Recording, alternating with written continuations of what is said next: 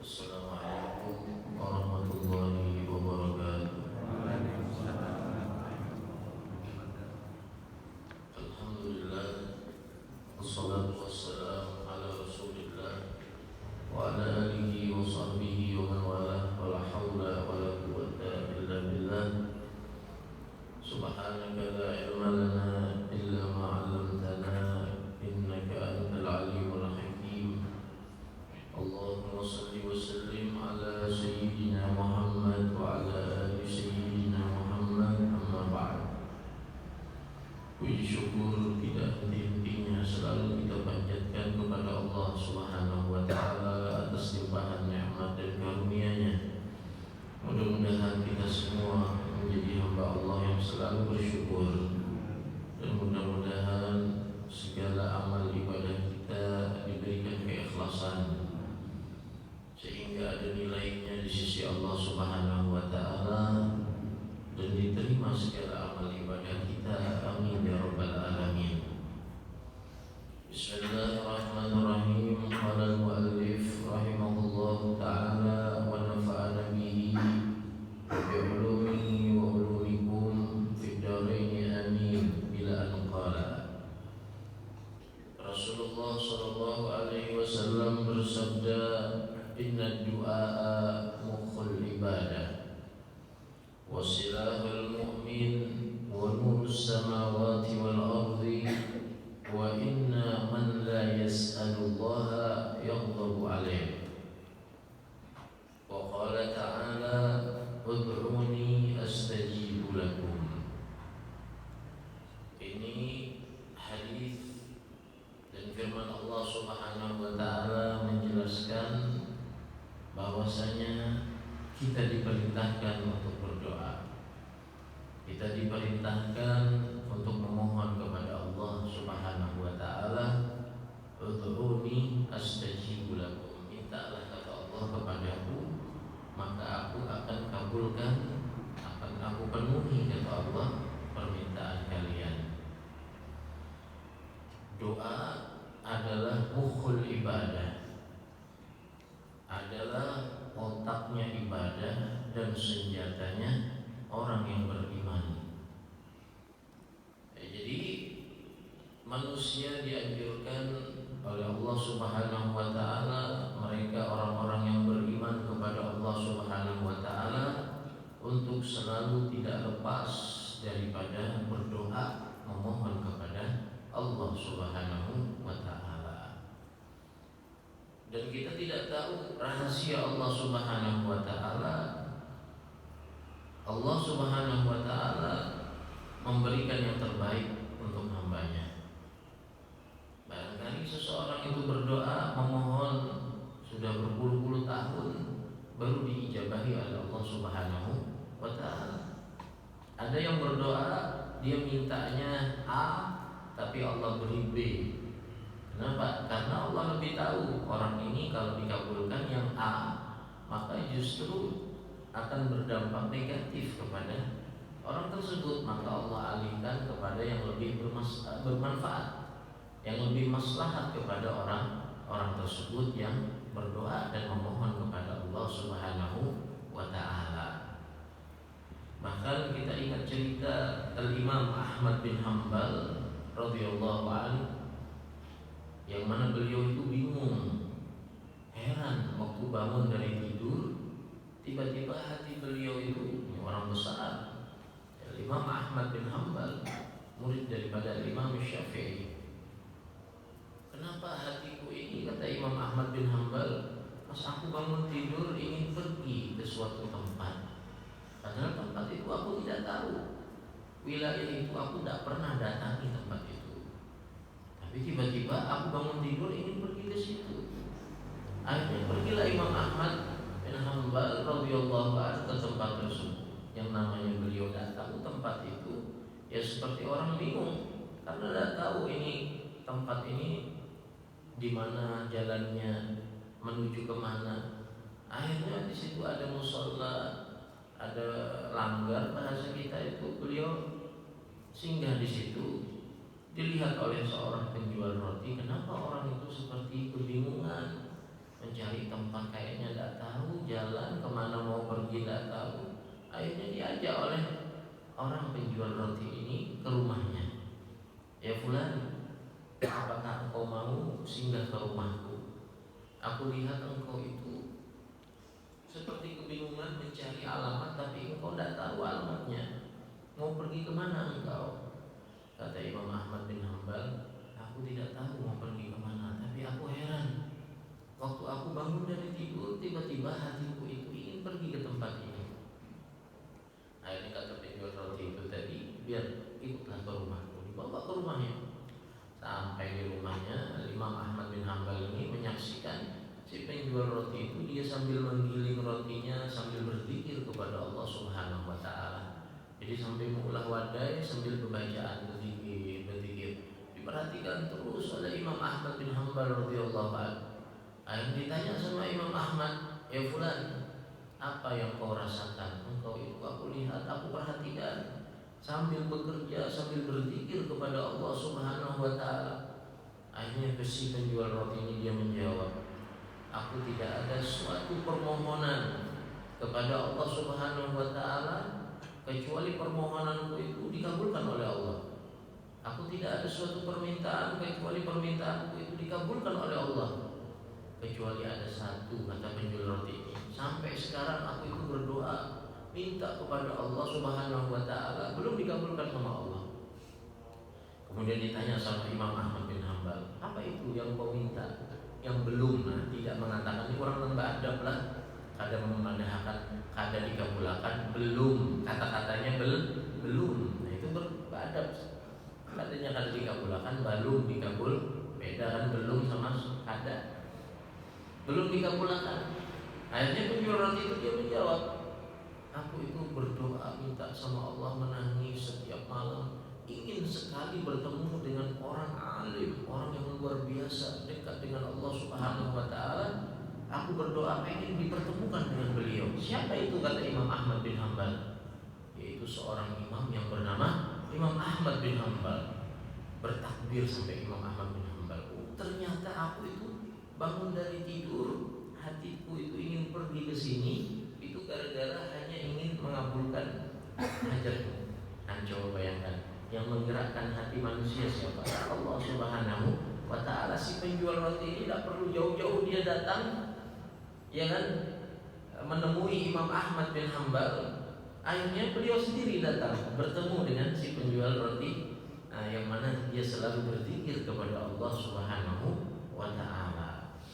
Ini daripada kisah atau kisah kejadian kenyataan di zaman Al-Imam Ahmad bin Hambal radhiyallahu anhu.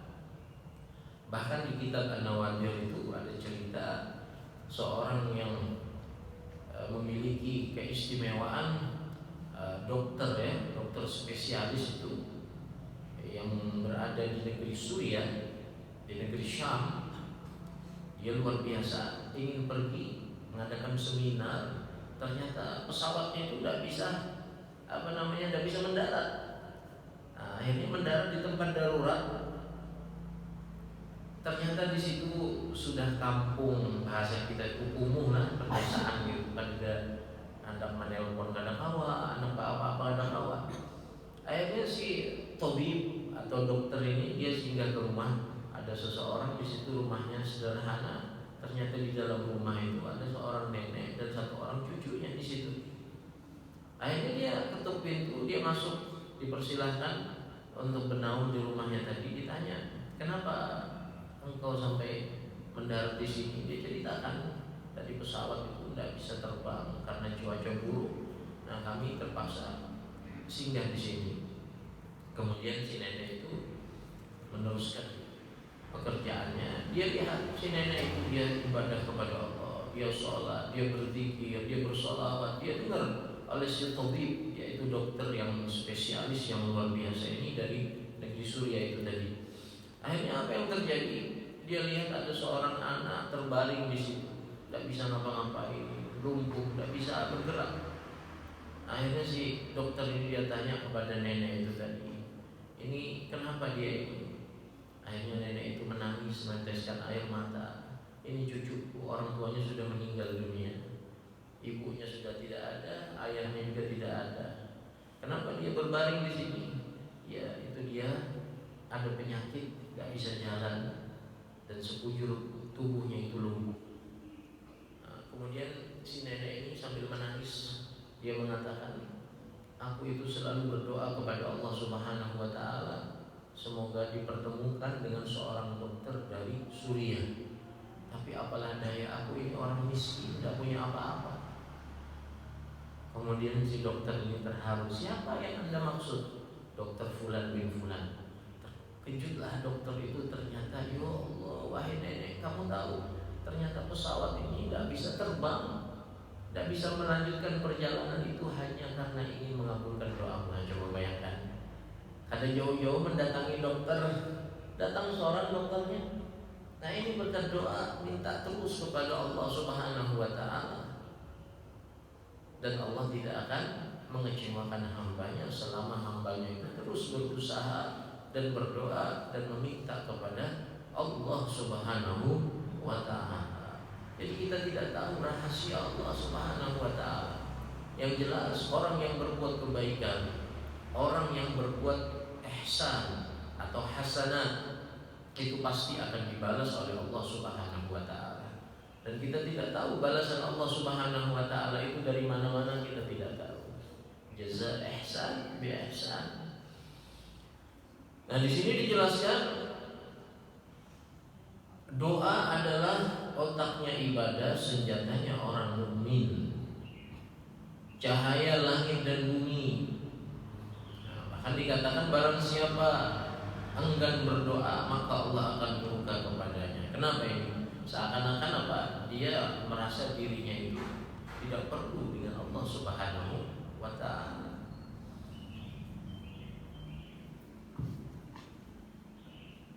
Nah, kemudian seyogianya kata beliau, seorang hamba yang beriman kepada Allah Subhanahu wa Ta'ala tidak henti-hentinya selalu memohon pertolongan kepada Allah Subhanahu wa Ta'ala. Wa asa an tuhibbu syai'an wa huwa syarrun lakum, wa asa an takrahu syai'an wa huwa khairun lakum, wallahu ya'lamu wa antum la ta'lamun. Kadang-kadang sesuatu itu menurut kita baik, tapi justru sebaliknya itu tidak baik menurut Allah Subhanahu wa Ta'ala. Atau sebaliknya, sesuatu ini tidak baik menurut kita, justru itu yang terbaik menurut Allah Subhanahu wa Ta'ala. Wallahu ya'lamu wa antum la ta'lamun. Allah Maha tahu dan kalian tidak mengetahui dari apa rahasia Allah Subhanahu wa Ta'ala.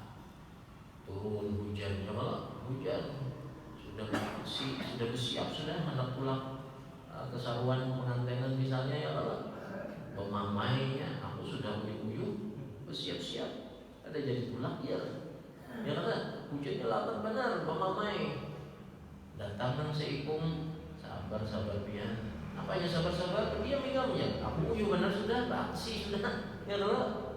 Nah akhirnya kan jadi pulang. Sekalinya apa? Ada telepon datang,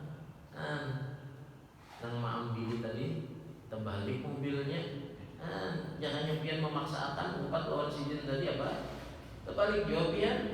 Nah kita kada tahu rahasia Allah Subhanahu wa Ta'ala. Yang menurunkan hujan siapa? Allah Subhanahu wa Ta'ala. Nah itulah daripada rahasia Allah Subhanahu wa Ta'ala untuk hambanya. Sudah kawin sampai 15 tahun kada anakan, lawas benar sudah. Bawa obat sudah kesana kemari, ya kada minta banyu ke keguruan sudah juga. Sekalinya kada tapi lawas, bininya tadi paham hamil. Akhirnya bertakun lawan kiai, ulun bingung juga kenapa hanya jajar. Padahal bagus saja berataan periksa. Ujar kiai tadi, ikam kada boleh sangka buruk, sangka jelek lawan Allah Subhanahu wa Ta'ala. Coba ikam pikirkan, ikam mulai kawin, rumah menyewa, kamar bersampukan lawan dapur, makanya Allah kada memberi ikam anak. Nah ini ikam sudah bisi gawian, sudah bisi usaha, hanya Allah beri ikam gawian. Nah yang kadang-kadang kada sampai ke situ pikirannya. Nah itu tadi wa asa an tuhibbu syai'an wa huwa syarrun lakum. Wa asa an takrahu syai'an wa huwa khairun lakum. Wallahu ya'lamu wa antum la ta'lamun. Kita kada tahu, maka Allah yang lebih mengetahui rahasia daripada seorang hambanya apa yang terbaik untuk hambanya tersebut.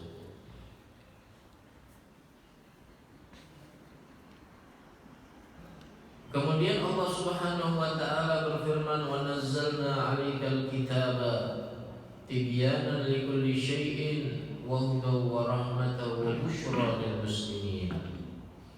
Dan kami turunkan kepadamu wahai Nabi Muhammad, yaitu Al-Qur'an, untuk menjelaskan segala sesuatu dan sebagai petunjuk serta rahmat dan kabar gembira bagi orang-orang yang berserah diri.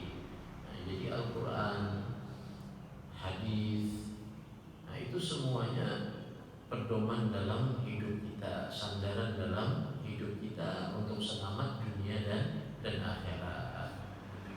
Seperti ayat-ayat Al-Quran apa saja itu semuanya ada hikmahnya dan sebagai petunjuk bagi hamba Allah Subhanahu wa taala dalam menuju kesuksesan dan kebahagiaan dunia dan akhirat. Di dalam Al-Quran banyak contoh-contohnya, di antaranya kita dianjurkan untuk berbuat kebaikan.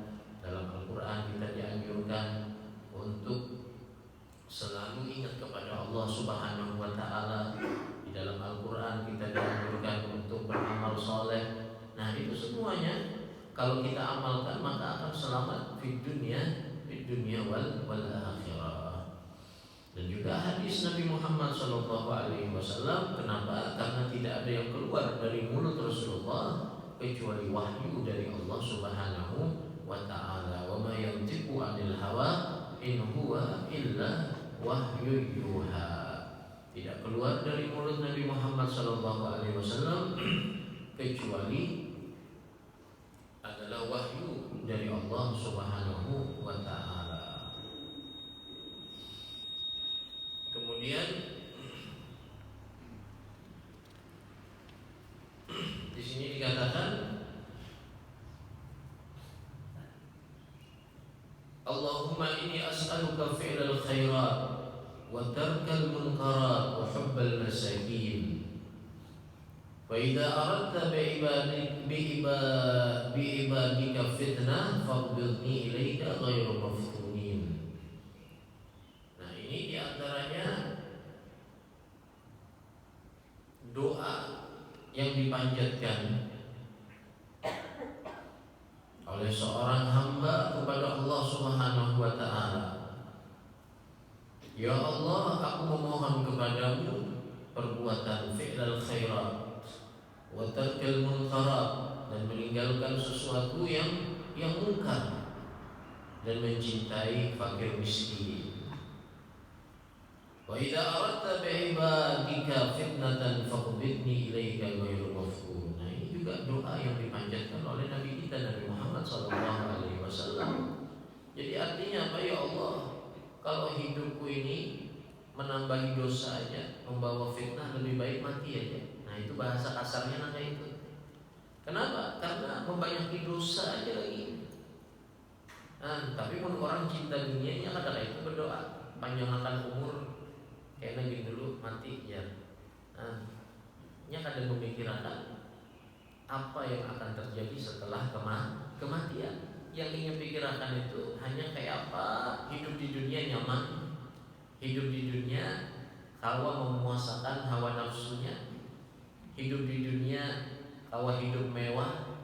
Itu aja yang ingin pikirkan. Kadang ingin memikirkan imbah mati napa nang dibawa. Itu orang yang cinta kepada dunia.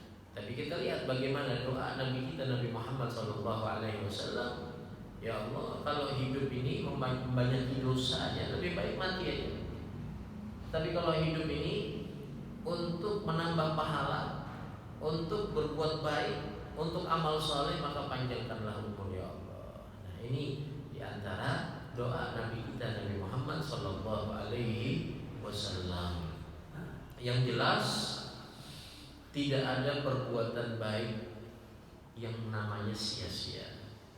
Ada perbuatan al-khair, kebaikan yang tidak ada manfaatnya.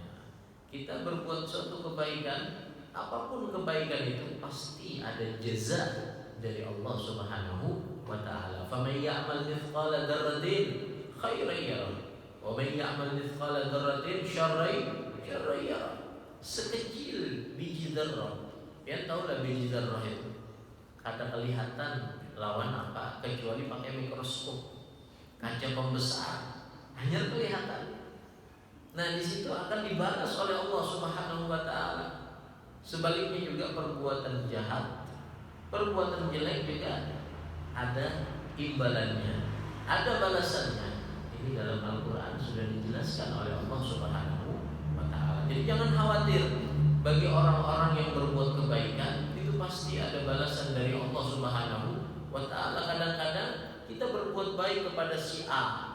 Si A ini kadang membalas, tapi Allah kirim si B yang membalaskan. Dan ini terjadi banyak sekali, fakta, realita, kenyataan banyak sekali. Bahkan dalam kitab itu dijelaskan ada seorang yang mana dia itu ingin bersedekah kepada seseorang, tapi dia takut orang itu kalau diberi dia akan malu. Hendak diberi langsung takutan supan, atau nanti ada timbal jasa, merasa dalam hati orang itu berbuat baik, aku harus dibalas oleh dia. Takutan dia.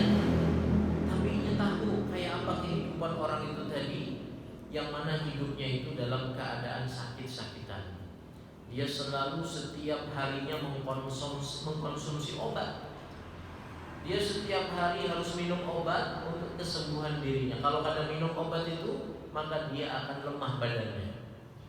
Akhirnya si syekh ini, si fulan ini yang sakit, yang hari-harinya selalu mengkonsumsi obat, dia beli obat ke apotek orang itu tadi. Jadi orang yang ampun apotek ini, kayak apa caranya lah supaya aku ini mau menolong Isidin. Tapi mun aku langsung memberi Isidin, karena pertama Sidin itu merasa kada nyaman, karena orang berbuat baik, Sidin hendak membalas dengan kebaikan. Kayak apa caranya? Akhirnya dia pikir, oh aku dapat akal. Jadi setiap kali orang itu membeli obat di apotek Sidin tadi, yang harganya 500, di padahalkan Sidin dikurangi menjadi 250, separuh. Maksudnya apa? Separuh tadi hendak memberi Sidin supaya dimurangi harganya tadi. Kalian mau ucap, oh ini aku memberi kamu separuhnya, nak menjual ada. Jadi orang dasar bujur-bujur murni untuk Allah Subhanahu wa taala. Ini kata tanggung-tanggung berbuat baik. Ya, ada juga orang berbuat baik separuh-separuh. Pahamlah separuh-separuh. Berbuat baik menyumbang saya ini sekampungan orang tahuan. Nah, itu aku nak membantu orang tahuan sealaman, rugi nanti itu. Orang yang berbuat kebaikan separuh-separuh itu rugi. Akhirnya apa? Orang itu selalu datang ke apotek tadi membeli dengan harga 250. Nah, pada saat itu pakai mata uang dirham. Nah, akhirnya apa? Orang ini alhamdulillah dia terus mengkonsumsi obat. Kalau habis beli lagi, karena harganya tadi 250 dirham. Akhirnya kadang tapi lawas, datang anaknya. Nah, asalnya anaknya inilah ada tetahu lawan kuitan, waliyulillah min dzalik. Hanya berubahnya. Nang asalnya berjauh dari kuitan, berharap pulang alhamdulillah. Kuitannya garing tadi, nang garing tadi, syekh orang tua. Akhirnya nang asalnya kuitannya seorang, nang menabus obat, anaknya datang nang menukarkan obat. Di mana pian menukar obat? Itu di apotek situ. Berapa harganya? Ini biasanya aku menukar 250. Bawa ya anaknya tadi nukar di apotek tadi, kuitannya langsung nukar di situ. Pas sampai di apotek, nukar obat ini nah contohnya, nih duitnya. Oh ya orang apotek, amun obat ini harganya kan 250, 500 harganya ini ada. Abah ulun nukar lawas pada sudah di sini harganya nang segitu. Cobalah dicek, dilihat di komputer. Nah coba lihat harganya 500 kalau, lawas pada sudah nukar di sini 250. Siapa nama menjual pian ya? Siapa nama menjual pian? Si Fulan bin Fulan tahunnya. Orangnya seperti ini, seperti itu orang sudah ada, sudah meninggal dunia. Ya Allah, tak kayak anaknya ini sudah meninggal dunia. Iya ya Allah, ternyata orang itu berbuat baik untuk orang tuaku. Akhirnya apa? Coba carikan di mana rumahnya. Tuh rumahnya di sana. Apa yang terjadi? Balasan Allah Subhanahu wa taala. Semua keluarganya yang miskin itu dijamin oleh anak itu. Nah, coba bayangkan. Kuitannya berbuat baik. Iyalah, imbasnya kemana?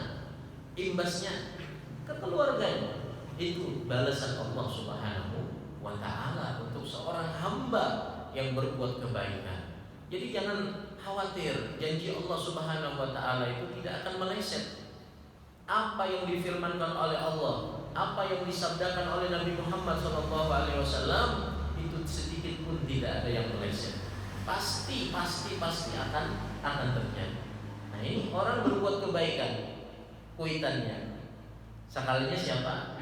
Anaknya, keluarganya berataan kena syafaatnya, kena imbasnya. Kenapa? Karena kuitannya yang berbuat kebaikan, berbuat amal saleh. Yang jelas dalam hati kita ini harus sangka baik. Husnudzon billah wa husnudzon bi ibadillah. Sangka baik kepada Allah, sangka baik kepada hamba Allah.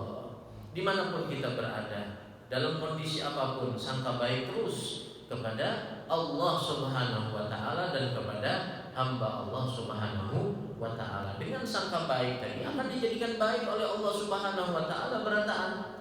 Tapi mun kita bawaannya sangka buruk sama orang, dimanapun kita berada, gelisah terus kita. Jangan-jangan begini, jangan-jangan begini, jangan-jangan begini. Iya kan? Apa kata Rasulullah? Khaslatani laisa fawqahuma syai'un minal khair, husnudzan billah wa husnudzan bi ibadillah. Khaslatani laisa fawqahuma syai'un minasyarr, su'dzan billah wa su'dzan bi ibadillah. Ada dua perkara kata Rasulullah yang tidak ada mengunggulinya daripada dua tersebut. Apa itu?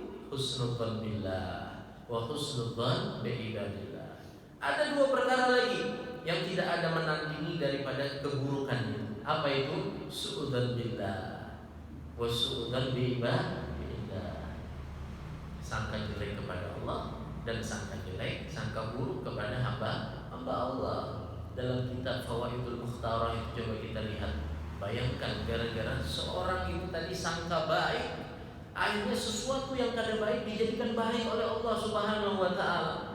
Ada seorang perampok di malam-malam dia itu mengetuk pintu seseorang, pintu rumah orang dikatuknya malam-malam. Akhirnya rumah itu tahajud malam-malam mengetuk pintu rumah orang. Tapi perampok ini dia punya siasat, punya cara. Amun kupadahi aku perampok, kada dibukai orang awam. Nah, ini dia bilang apa? Siapa? Aku adalah mujahid fisabilillah. Ana mujahidun fisabilillah. Aku adalah seorang pejuang di jalan Allah.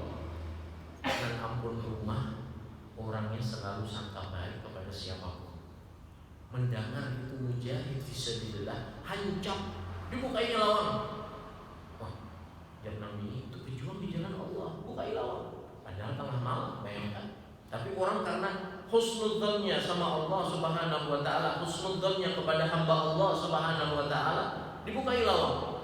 Sampai orang tadi masuk ke dalam rumahnya, disiapkan makanan, minuman, karena menghormati pejuang di jalan Allah. Apa yang terjadi? Sudah selesai makan, ia melihat ada anaknya itu di kamar, berapa hanya ditakuninya. Kenapa itu? Kenapa kamu jalan? Ya belum. Akhirnya ini tadi menggawil lonang laki. Nah, abahnya coba ambil kobokan cincin, pengacauan cincin tadi. Nah, kita lapakan. Siapa tahu berkat pejuang di jalan Allah, mujahid fisabilillah, anak kita mau berjalan. Akhirnya si perampok ini keluar dari rumah orang itu tadi. 1 minggu, 2 minggu, datang lagi dia, mengetuk lawang rumah orang, diketoknya lawangnya. Man, siapa? Anak mujahid fisabilillah. Yang minggu, 2 minggu lalu datang ke sini, acak nampaknya membukai lawang pulang. Masya Allah, siapakan makan, bawakan minuman, sudah hendak pulih. Nah, itu katanya nggak bisa jalan. Yang di dalam kamar itu katanya lumpuh, kok bisa jalan sekarang? Akhirnya Nang Kuitan tadi menyambat, ini berkat pengacauan pian. Coba bayangkan, berkat kubukan pian, ulun lapakan, ulun sapuakan, mau berjalan. Nah, semenjak malam itu si perampok ini dia bersujud dan bertobat kepada Allah Subhanahu wa taala. Dan si perampok ini menjadi orang baik. Nah, coba bayangkan, ini berkata husnudzan billah wa husnudzan bi ibadillah. Sangka baik kepada Allah, sangka baik kepada hamba Allah Subhanahu wa taala. Sampai ada cerita yang lebih daripada itu, ya. Yang kurang itu datang ke makam, apa lebih makam, kuburan. Datang ke kuburan di dalam kitab Al-Fawaidul Mukhtarah